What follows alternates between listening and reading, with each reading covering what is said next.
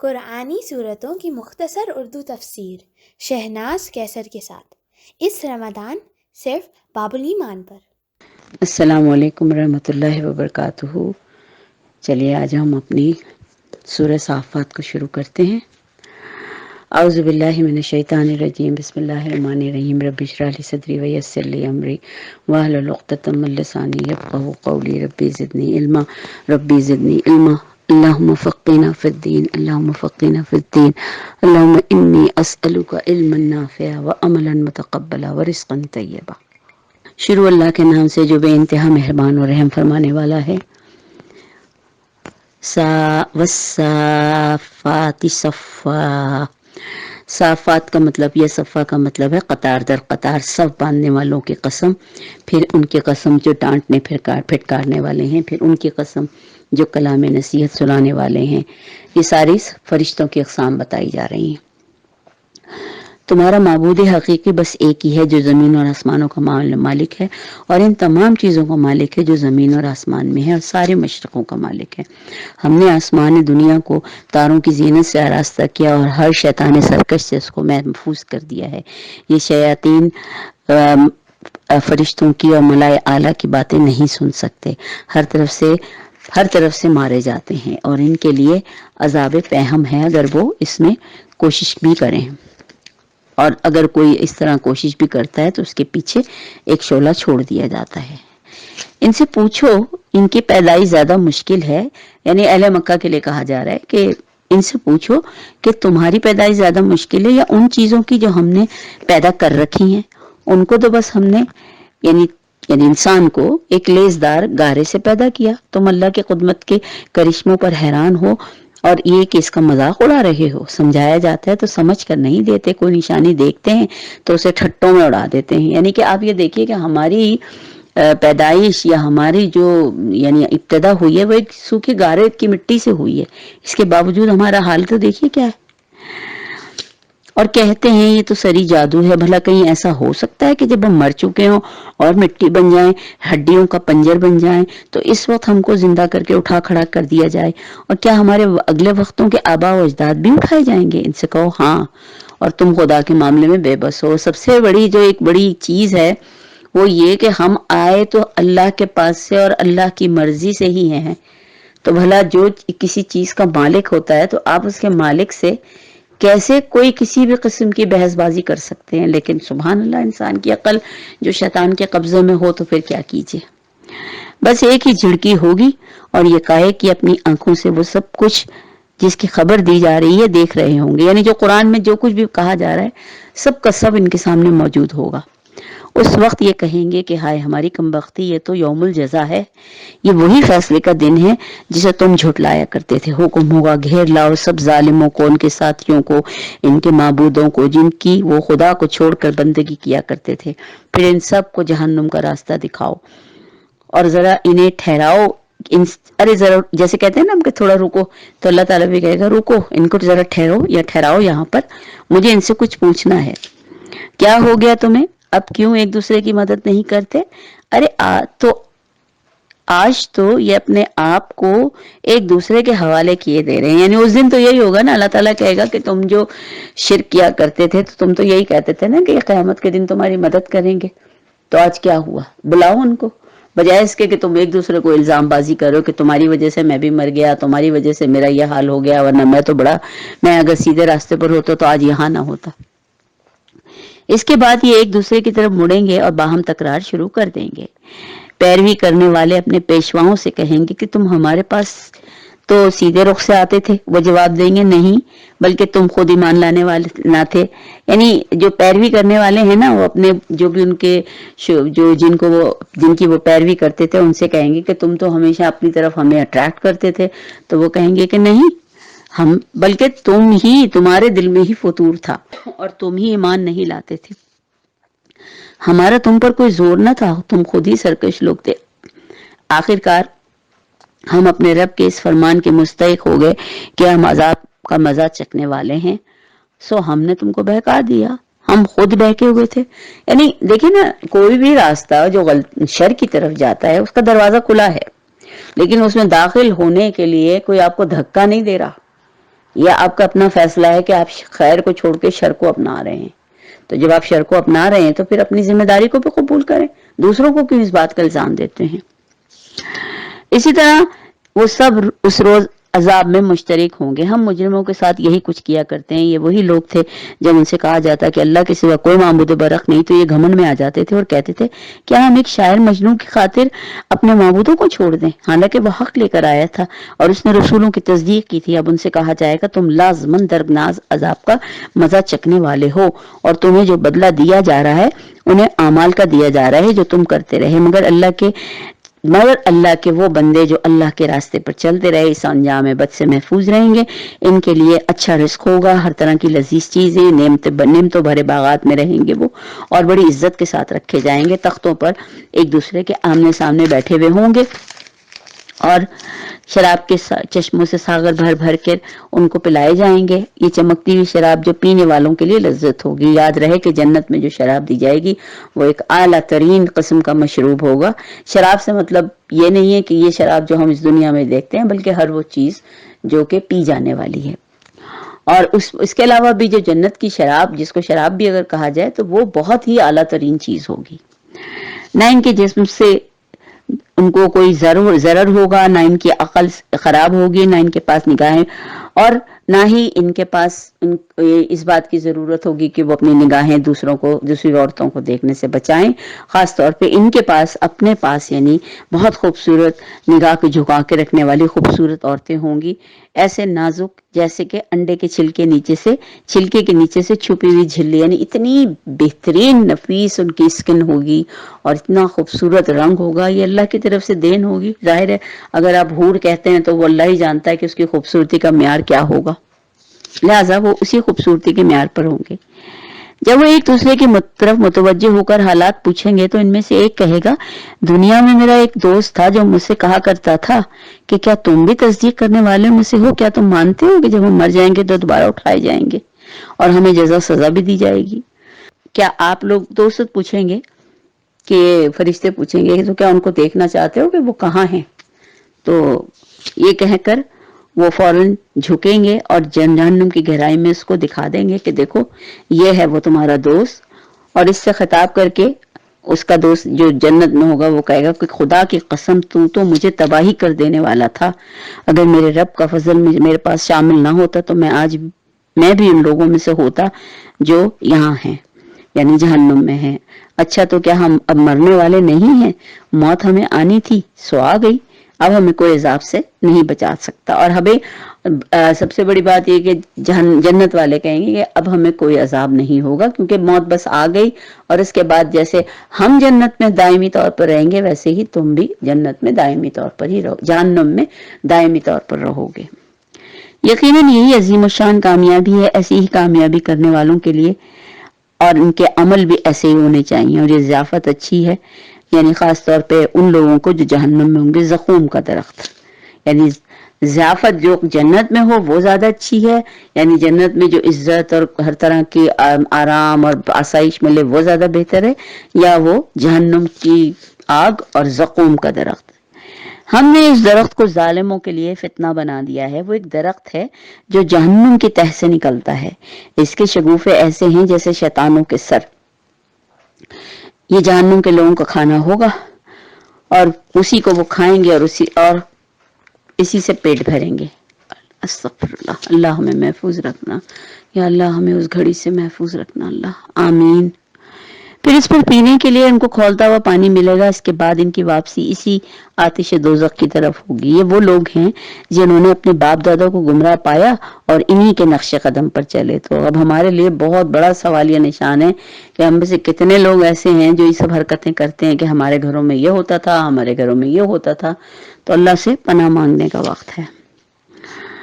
اور پھر حالانکہ ان سے پہلے بہت سے لوگ گمراہ بھی ہو چکے تھے، اس میں بھی ہم نے ان کو خبردار کرنے والے رسول بھیجے تھے۔ اب دیکھ لو کہ اس کے باوجود ان نہ سمجھنے والوں کا انجام کیا ہوا، اور اسی بد انجامی سے بس اللہ ہی کے وہی بندے بچے جنہوں نے اپنے آپ کو اس کے لیے خالص کر لیا۔ ہم لوگوں کو اسی لیے بار بار یہ سمجھاتے ہیں۔ ہم کو اس سے پہلے نوح نے پکارا تھا تو دیکھو ہم کیسے اچھے جواب دینے والے تھے، ہم نے اس کو اور اس کے گھر والوں کو کرب عظیم سے بچا لیا اور اس کی نسل کو باقی رکھا اور بعد کی نسلوں میں اس کی تعریف و توصیف چھوڑ دی۔ سلام ہے نوح پر، تمام دنیا والوں میں ہم نیکی کرنے والوں کو ایسی ہی جزا دیا کرتے ہیں۔ در حقیقت وہ ہمارے مومن بندوں میں سے تھا، پھر دوسرے گروہ کو ہم نے غرق کر دیا۔ اور نوح ہی کے طریقے پر چلنے والا ابراہیم تھا، جب وہ اپنے رب کے حضور میں قلب سلیم لے کر آیا، اس نے اپنے باپ اور قوم سے کہا کہ یہ کیا ہے جن کی تم عبادت کرتے ہو؟ کیا اللہ کو چھوڑ کر اپنے بتوں کی عبادت کرتے ہو؟ اور آخر رب العالمین کے معاملے میں تمہارا کیا گمان ہے؟ اس نے تاروں پر ایک نظر ڈالی اور پھر یہ کہا کہ شاید یہ تارے میرے خدا ہو سکتے ہیں یا میرے رب ہو سکتا ہے، لیکن وہ نہیں تھے، لہٰذا انہوں نے اچھا اس کے علاوہ پھر اس یعنی تاروں پہ ایک نظر ڈالی۔ ویسے تو حضرت ابراہیم نے تاروں کو دیکھ کر بھی سوچا تھا، لیکن اس وقت کی مناسبت سے یہ جملہ یہ ہے کہ جیسے ہوتا ہے نا ہم ایک دم سوچتے ہیں اچھا، یعنی ایک طرف کوئی یک ٹک دیکھتے ہیں تو یہ وہ والی کیفیت ہے۔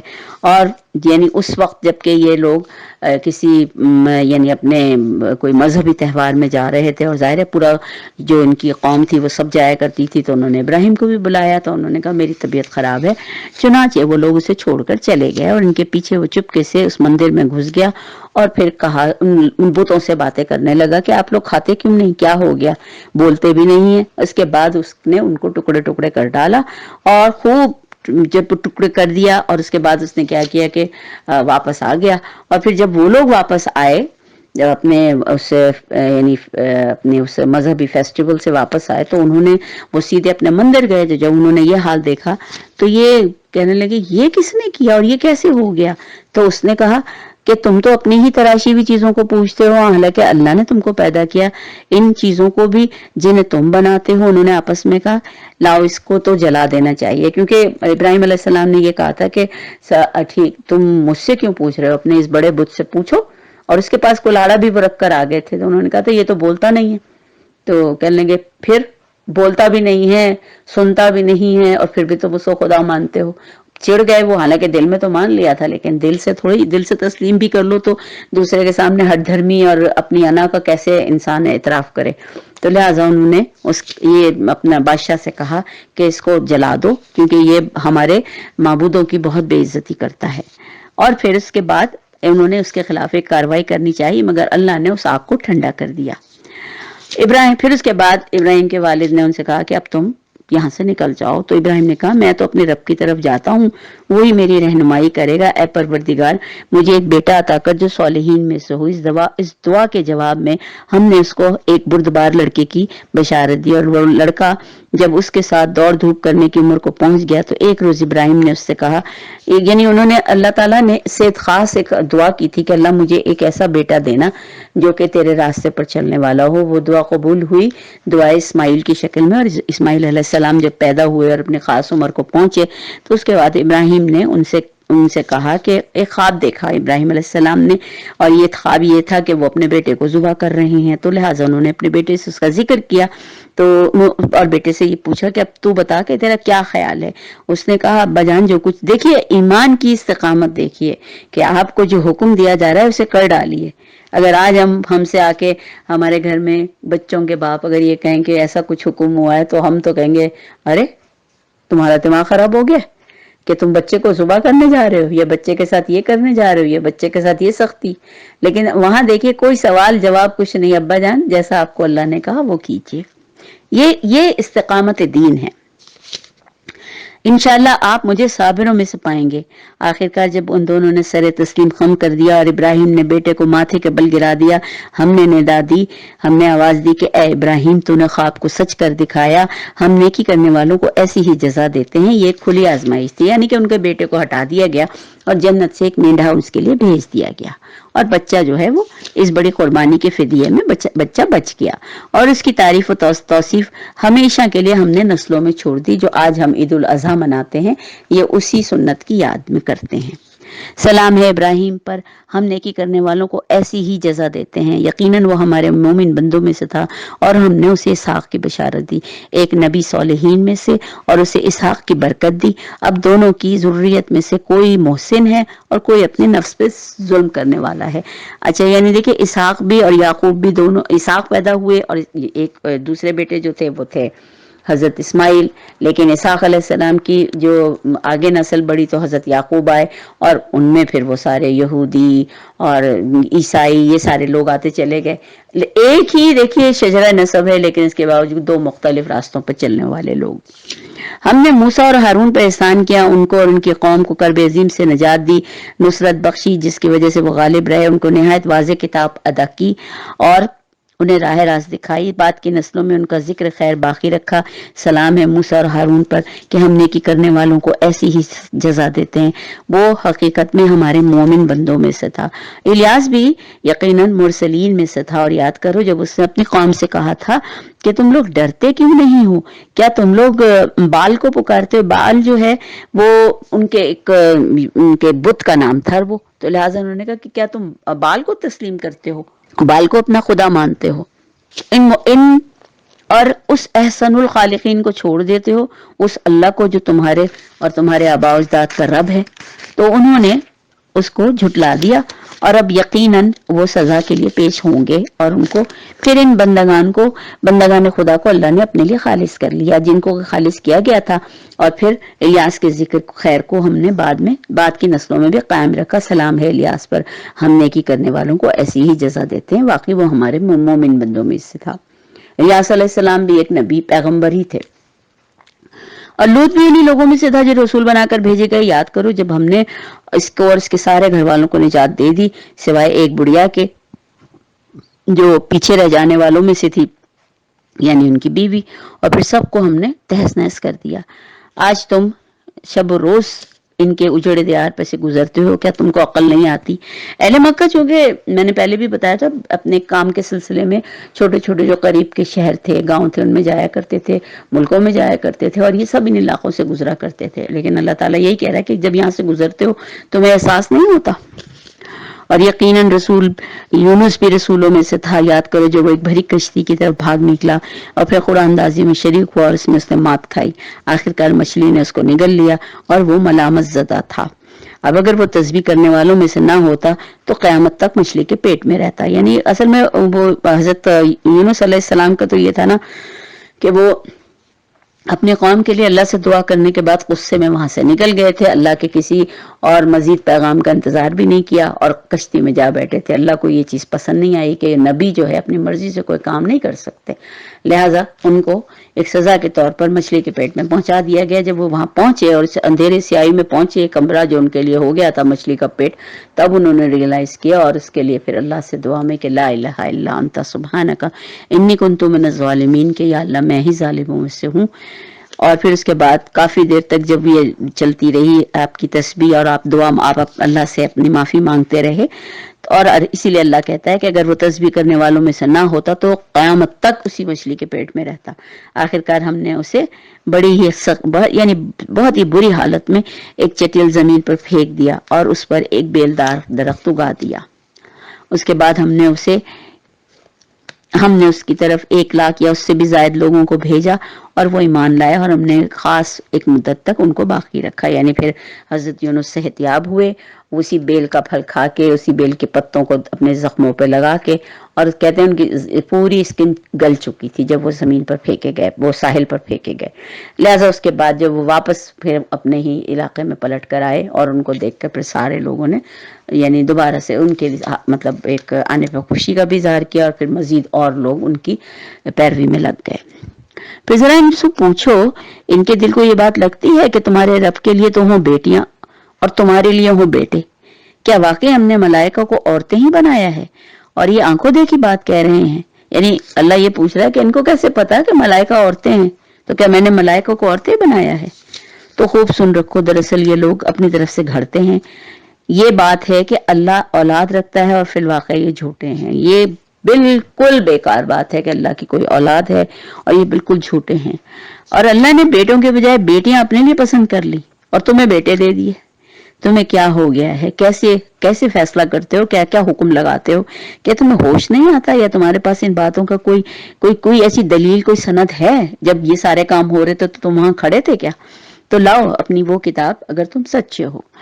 انہوں نے اللہ اور ملائکہ کے درمیان نسب کا رشتہ رکھا ہے, حالانکہ ملائکہ خوب جانتے ہیں کہ یہ لوگ مجرم کی حیثیت سے پیش ہونے والے ہیں, اور وہ کہتے ہیں کہ اللہ ان صفات سے پاک ہے, کیونکہ ملائکہ کو تو پتا ہے کہ ان کا اللہ سے ایسا ہی رشتہ ہے جیسے اللہ کی ایک مخلوق ہے وہ, اور لہٰذا وہ خود یہ کہتے ہیں. اور لیکن انسانوں کی عقل کو دیکھیے, اللہ ان صفات سے پاک ہے جو اس کے خالص بندوں کے سوا دوسرے لوگوں کی طرف دوسرے لوگ اس کی طرف منسوب کرتے ہیں, یعنی نعوذ باللہ کہ ان کی اللہ کی اولاد ہے. بس تم اور تمہارے معبود اللہ سے کسی کو پھیر نہیں سکتے مگر صرف اس کو جو دوزخ کی بھڑکتی ہوئی آگ میں جھلسنے والا ہو. اور ہمارا حال تو یہ ہے کہ ہم میں سے ہر ایک کا مقام مقرر ہے, اور ہم ایک صف بستہ خدمتگار ہیں, تسبیح کرنے والے ہیں. فرشتے کہہ رہے ہیں, یہ لوگ پہلے کہتے تھے کہ کاش ہمارے پاس وہ ذکر ہوتا جو پچھلی قوموں کو ملا تھا, تو ہم اللہ کے بڑے مقرب بندے ہوتے, مگر جب وہ ذکر آ گیا تو انہوں نے اس کا انکار کر دیا, یعنی قرآن. اب ان قریب انہیں اس روش کا نتیجہ معلوم ہو جائے. یعنی عرب کے لوگ کہا کرتے تھے نا, کیونکہ ان کے پاس تو کچھ نہیں تھا, تو وہ ہمیشہ کہتے تھے کہ اگر ہمارے پاس بھی کوئی ذکر آ جائے گا, کوئی کتاب آ جائے گی, تو ہم اللہ کے راستے پہ چلنے والوں میں سے ہو جاتے. لیکن اب جب آ گیا تو اس سے انکار کر دیا. اپنے بھیجے ہوئے بندوں سے ہم پہلے ہی وعدہ کر چکے ہیں, یقیناً ان کی مدد کی جائے گی اور ہمارا لشکر ہی غالب ہو کر رہے گا. اے نبی ان سے کہہ دو ذرا کچھ مدت تک انہیں ان کے حال پر چھوڑ دو اور دیکھتے رہو, ان قریب یہ خود دیکھ لیں گے کیا یہ ہمارے عذاب کے لیے جلدی مچا رہے ہیں. جب وہ ان کے ذہن میں اترے گا تو وہ دن ان لوگوں کے لیے بہت برا ہوگا, اور جنہیں متنبہ کیا جا چکا ہے بس ذرا کچھ مدت کے لیے ان کو چھوڑ دو اور زندگی کا مزہ لینے دو, ان قریب وہ خود دیکھ لیں گے. پاک ہے تیرا رب عزت کا مالک ان تمام باتوں سے جو یہ لوگ بنا رہے ہیں, اور سلام ہے رسولوں پر, اور ساری تعریف اللہ رب العالمین کے لیے ہے. الحمدللہ رب العالمین. سورہ صافات پوری ہوئی, اب ہم سورہ صاد شروع کر رہے ہیں. یہ صوت یہ بھی ایک حروف مقطعات میں سے ہی ہے. قسم ہے نصیحت بھرے قرآن کی, بلکہ یہی لوگ ہیں جنہوں نے ماننے سے انکار کیا, سخت تکبر اور ضد میں مبتلا ہیں. ان سے پہلے ہم ایسی کتنی ہی قوموں کو ہلاک کر چکے ہیں, جب ان کی شامت آئی تو وہ چیخ اٹھے, مگر وہ وقت بچنے کا نہیں ہوتا. جب نتیجہ ملنے کا وقت ہو اس وقت آپ کچھ کریں تو کوئی فائدہ تو کچھ تو ہو نہیں سکتا نا کچھ بھی. ان لوگوں کو اس بات پہ بڑا تعجب ہوا کہ ایک ڈرانے والا خود انہی میں سے آ گیا, یعنی انسان ہی ان کو ڈرانے کے لیے آ گیا. مگر منکرین کہنے لگے یہ تو ساحر ہے, سخت جھوٹا ہے, کیا اس نے سارے خداؤں کی جگہ بس ایک ہی خدا بنا ڈالا؟ یہ تو بڑی عجیب بات ہے کہ ایک خدا سارے کام کرے. اور سرداران قوم یہ کہتے ہوئے نکل گئے کہ چلو اور ڈٹے رہو اپنے معبودوں کی عبادت پر, اس کی بات ماننے کی کوئی ضرورت نہیں ہے, یہ بات تو کسی اور ہی غرض سے کہی جا رہی ہے. یعنی وہاں پر بھی ایک طرح کی نیت پہ شبہ. یہ بات ہم نے زمانہ قریب کی ملت میں سے کسی سے نہیں سنی, یہ کچھ نہیں ہے مگر ایک من گھڑت بات ہے. کیا ہمارے درمیان بس یہی ایک شخص رہ گیا تھا جس پر اللہ کا ذکر نازل کیا گیا ہے؟ یعنی ہم نے تو دور دور تک یہ باتیں ایسی نہیں باتیں سنی, ظاہر ہے اہل مکہ نے تو سنی بھی نہیں تھی, اور سنی بھی ہوتی تو توجہ کہاں تھی. لہذا انہوں نے اس بات کا مکمل انکار کر دیا. اصل بات یہ ہے کہ یہ میرے ذکر پر شک کر رہے ہیں, اور یہ ساری باتیں اس لیے کر رہے ہیں کہ انہوں نے میرے عذاب کا مزہ نہیں چکھا. کیا تیرے داتا اور غالب پروردگار کی رحمت کے خزانے ان کے قبضے میں ہیں؟ کیا یہ آسمان و زمین اور ان کے درمیان کی چیزوں کے مالک ہیں؟ اچھا تو یہ عالم اسباب کی بلندیوں پر چڑھ دیکھیں. اللہ تعالیٰ کہتا ہے ٹھیک ہے چھوڑو, دیکھو, کیا پتا تمہیں کچھ سمجھ آ جائے. یہ تو جتھوں میں سے ایک چھوٹا سا جتھا ہے جو اسی جگہ شکست کھانے والا ہے. اس سے پہلے نوح کی قوم, عاد, میخو والا فرعون, سمود, قوم لوط, ایکا والے سب جھٹلا چکے. جتھے تو وہ تھے, ان میں سے ہر ایک نے رسولوں کو جھٹلایا, اور میری عقوبت کا فیصلہ ان پر چشمہ ہو کر رہا. یہ لوگ بھی بس ایک دھماکے کے منتظر ہیں جس کے بعد کوئی دھماکہ نہ ہوگا, کیونکہ عرب کے لوگ تو ویسے آبادی کے لحاظ سے بہت تھوڑے تھے. تو اللہ تعالیٰ نے ان تمام پچھلی امتوں کی مثال دے کے کہا وہ تو بہت زیادہ بڑے گروپ کے لوگ تھے, بڑے, یعنی ان کی قوم و ملت بہت زیادہ ہوا کرتی ہے, تو بہت تھوڑے سے لوگ ہیں. اور یہ کہتے ہیں کہ اے ہمارے رب یوم الحساب سے پہلے ہی ہمارا حصہ ہمیں جلدی سے دے دے. یعنی عالم یہ ہے کہ کچھ بھی نہیں پتا ہے, لیکن ہاں یوم الحساب سے پہلے ہمیں ہمارا حصہ دے دے. اے نبی صبر کرو ان کی باتوں پر جو یہ لوگ بناتے ہیں، اور ان کے سامنے ہمارے بندے داؤد کا قصہ بیان کرو جو بڑی قوتوں کا مالک تھا، ہر معاملے میں اللہ کی طرف رجوع کرنے والا تھا۔ ہم نے پہاڑوں کو اس کے ساتھ مسخر کر رکھا تھا کہ صبح و شام اس کے ساتھ تسبیح کرتے تھے، پرندے سمٹ آتے سب کے سب اس کی تسبیح کی طرف متوجہ ہو جاتے۔ ہم نے اس کی سلطنت مضبوط کر دی تھی، اس کو حکمت عطا کی تھی اور فیصلہ کن بات کہنے کی صلاحیت بخشی تھی۔ پھر تمہیں کچھ خبر پہنچی کہ ان مقدمے والوں کی جو دیوار پر چڑھ کر اس کے بالا خانے میں گھس گئے تھے، اور جب وہ داؤد کے پاس پہنچے تو وہ انہیں دیکھ کر گھبرا گیا۔ داؤد علیہ السلام اپنے مطلب حجرے میں عبادت کر رہے تھے، تو کچھ دو لوگوں کو انہوں نے دیکھا کہ جو دیوار چڑھ کر ان کے اس کا حجرے میں داخل ہوتے، تو داؤد علیہ السلام کو دیکھ کر ذرا گھبرا گئے تھے۔ انہوں نے کہا ڈریے نہیں، ہم اصل میں دو فریق ہیں جن میں سے ایک نے دوسرے پر زیادتی کی ہے، ہم آپ سے اس کا فیصلہ چاہتے ہیں، آپ ہمارے درمیان ٹھیک ٹھیک فیصلہ کر دیجئے، بے انصافی نہ کیجیے اور ہمیں راہ راست بتائیے۔ یہ میرا بھائی ہے، اس کے پاس 99 دمبیاں ہیں اور میرے پاس صرف ایک ہی دمبی ہے، اس نے مجھ سے کہا کہ یہ ایک دمبی بھی میرے حوالے کر دے، اور پھر ظاہر ہے کہ یہ بڑا چرب زبان تھا تو میں اس کے سامنے کچھ بول ہی نہ سکا۔ داؤد نے جواب دیا، اس شخص نے اپنی دمبیوں کے ساتھ تیری دمبی ملانے کا مطالبہ کر کے یقیناً تجھ پر ظلم کیا، اور واقعہ یہ ہے کہ ملجل کے ساتھ رہنے والے لوگ اکثر ایک دوسرے پہ زیادتیاں کرتے رہتے ہیں، بس وہی لوگ اس سے بچتے ہیں جو ایمان رکھتے ہیں اور عمل صالح کرتے ہیں، اور ایسے لوگ کم ہی ہیں۔ یہ بات کہتے کہتے داؤد سمجھ گیا کہ یہ تو دراصل ہم نے اس سے آزمائش کی تھی، دراصل اللہ تعالیٰ ان کو آزمانا چاہتا تھا کہ وہ کیا فیصلہ کرتے ہیں اس میں۔ چنانچہ اس نے اپنے رب سے معافی مانگی اور سجدے میں گر گیا اور رجوع کر لیا۔ تب ہم نے داؤد کا وہ قصور معاف کر دیا۔ یہ حضرت داؤد کا قصور کوئی اتنا بڑا قصور نہیں تھا، لیکن پھر بھی یہ مطلب یہ کہ ان کو معاف تو کر دیا گیا، لیکن یہاں پر مطلب یہ بات ہے کہ اس فیصلہ کرتے وقت دونوں فریقین کی بات سننا لازم ہے۔ یہ اس بات کا بہت خیال رکھنا چاہیے کہ ہم یک طرفہ فیصلہ نہ کریں۔ تو یہاں تو انہوں نے ایک ہی کی بات سن کے فوراً کہہ دیا تھا، لیکن بہرحال انہوں نے سجدے میں گر کے اللہ سے معافی مانگی اور اللہ نے ان کا قصور معاف کر دیا۔ یقیناً ہمارے ہاں اس کے لیے تقرب کا مقام بہتر انجام ہے۔ ہم نے اس سے کہا، اے داؤد، ہم نے تجھے زمین میں خلیفہ بنایا، لہٰذا تو لوگوں کے درمیان حق کے ساتھ حکومت کر اور خواہش نفس کی پیروی نہ کر کے وہ تجھے اللہ کی راہ سے بھٹکا دیں۔ جو لوگ اللہ کی راہ سے بھٹکتے ہیں ان کے لیے بہت سخت سزا ہے اور وہ یوم الحساب کو بھول گئے ہیں۔ ہم نے اس آسمان اور زمین کو اور اس دنیا کو جو ان کے درمیان ہے فضول میں نہیں پیدا کرا، بلکہ یہ صرف ان لوگوں کا گمان ہے جنہوں نے کفر کیا۔ ایسے کافروں کے لیے بربادی ہے، جہنم کی آگ ہے۔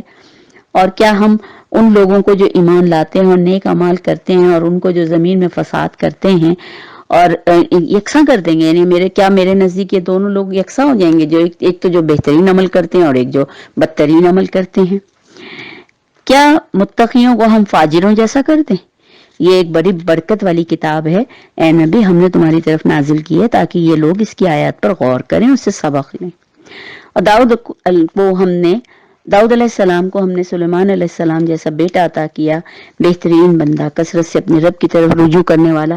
قابل ذکر ہے وہ موقع جب وہ شام کے وقت خوب اس کے سامنے گھوڑے پیش کیے گئے تو اس نے کہا حضرت سلیمان علیہ السلام کو مطلب گھوڑوں سے بڑی مطلب ان کی رغبت تھی، ان کو بہت پسند تھے۔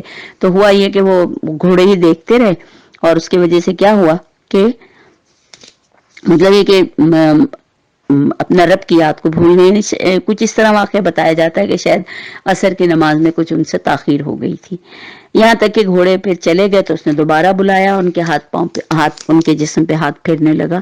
اس طرح ہم نے سلیمان کو بھی آزمائش میں ڈالا۔ اور پھر اس کے علاوہ ان کا یہ بھی تھا کہ ان کے دل میں جیسے یہ خواہش تھی کہ ان کا بیٹا جو ہے مطلب ان کے بعد مطلب وہ ان کی تخت کو سنبھالے۔ تو اس کی ویسے کوئی تفصیل نہیں بتائی گئی ہے۔ اب یہاں پہ یہ مطلب جو بات ہے کہ اس کی کرسی پر ایک جسد لا کر ڈالا گیا یا کوئی انسان لا کر ڈال دیا گیا، تو مطلب ایک خیال یہ ہے یعنی اس کا بتایا جاتا ہے کہ اگر تاریخ بنی اسرائیل کی روشنی میں پڑھا جائے تو معلوم ہوتا ہے کہ ان کے دل میں یہ خواہش تھی کہ ان کے بعد ان کا بیٹا جانشین ہو اور حکومت ان کی آئندہ نسلوں میں باقی رہے گی۔ اس چیز کو اللہ تعالیٰ نے ان کے حق میں فتنہ قرار دیا۔ اس پر وہ اس وقت متنبہ ہوئے جب ان کا ولی عہد ایک ایسا نالائق نوجوان بن کر نکلا جس کے لچھن صاف بتا رہے تھے کہ وہ یہ سلطنت 2-4 دن بھی نہ سنبھال سکے گا۔ اور شاید اللہ اس جملے سے یہی مطلب ہے کہ ان کی کرسی پر ایک جست لا کر ڈالے جانے کا جو ذکر کیا گیا ہے کہ غالباً وہ اللہ تعالیٰ بتانا چاہ رہا تھا کہ جس بیٹے کو وہ اپنی کرسی پر بٹھانا چاہتے تھے وہ بالکل ایک ایسا بچہ تھا جو اس سلطنت کے قابل نہ تھا۔